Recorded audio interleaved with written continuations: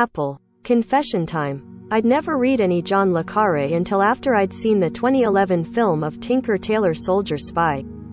It's a brilliant movie, and one that sent me scuttling to read the Carla trilogy and then watch the two excellent Alec Guinness adaptations. After devouring the first 2 episodes of Apple TV's Slow Horses, I can think of no higher compliment than to say that I'm bulk buying the book series it was adapted from in short order. Slow Horses is an adaptation of Mick Herron's series of Slough House novels, featuring a group of British spies trapped in administrative purgatory. MI5. Agents who have committed high-profile mistakes but know far too much to be fired are dumped in the dingy Slough House.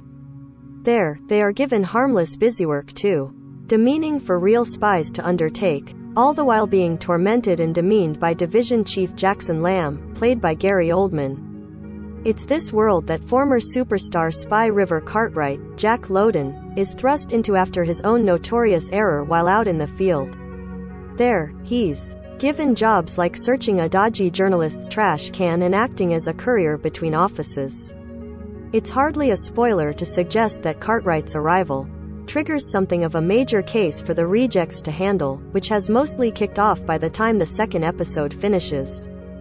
What Slow Horses has to offer, beyond the enjoyment of a modern-day thriller done right, is a sense of pulpy fun. A sequence in the second episode one can't spoil plays out with the beats of a Chuck Jones cartoon rather than an entirely gritty espionage potboiler. It helps, too, that the show isn't trying to make everyone a two-dimensional cutout, which can so often be the case when prestige TV attempts to make spy-fi. The series was created by the unfortunately named Will Smith, the British stand-up, actor and writer who, far as we know, has never slapped Chris Rock on stage. The dialogue sparkles, not surprising given that Smith has written for Avenue 5, Veep in the thick of it. It's also clear-eyed about its politics, offering something approaching nuance concerning the benefits and burdens of living in a surveillance state. Much has already been made about the fact that this is Gary Oldman's first starring role in a TV series.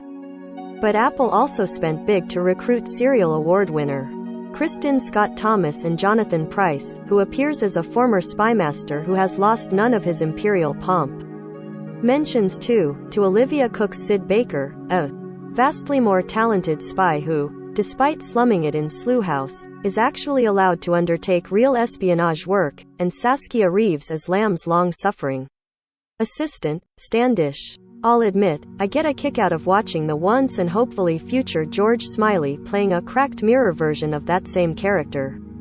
Lamb is trapped in the grimy whiskey and tobacco-stained late 70s, and Oldman has never looked grander than as a man in ruins.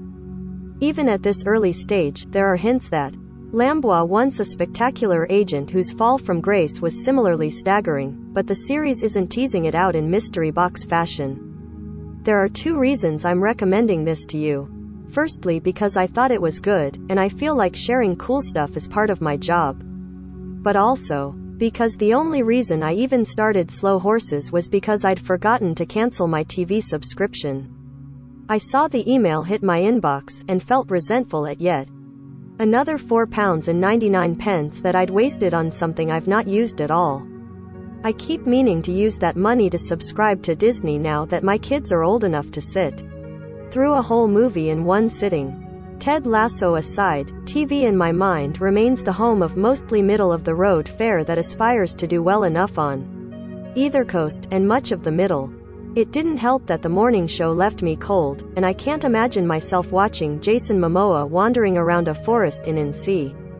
You can't fault Apple for not wanting to just throw a fortune at its TV department and flood its service with forgettable originals. But that deliberate process of slowly building up its catalog has always made me feel a bit like a chump for paying for the privilege of not wanting to watch what was on offer. And yet, after Slow Horses, I decided to take a gamble and watch Severance. I'm only a few episodes deep, and it's not one of those shows you can, or should, binge over a couple of bloodshot nights, but it is good. It's a left-field exploration of the nature of memory, personality and corporate life that defies easy explanation. Also, check out our interview with creator Dan Erickson. If I needed to have a grand theory about all of this, and I'm not sure at this point that I do, it's that TV needs to get weirder. Yes, it has the cash to buy as many prestige TV series as it wants, but we're swimming in worthy, often dull series. Looking at you, we crashed. I've still not bothered with either of the two. 2. Tom Hanks films Apple rescued from the ignominy of a COVID-era cinema release. But shows like Severance and Slow Horses, one a highbrow exploration of something, the latter the televisual equivalent of a luxury dirty burger. Neither of which you could imagine HBO, even in its post-Netflix anxiety pomp, buying. Hopefully we'll see more of this sort of thing in the future, and I can feel a bit less resentful about paying for TV. Read more. All products recommended by Engadget are selected by our editorial team, independent of our parent company. Some of our stories include affiliate links. If you buy something through one of these links, we may earn an affiliate commission.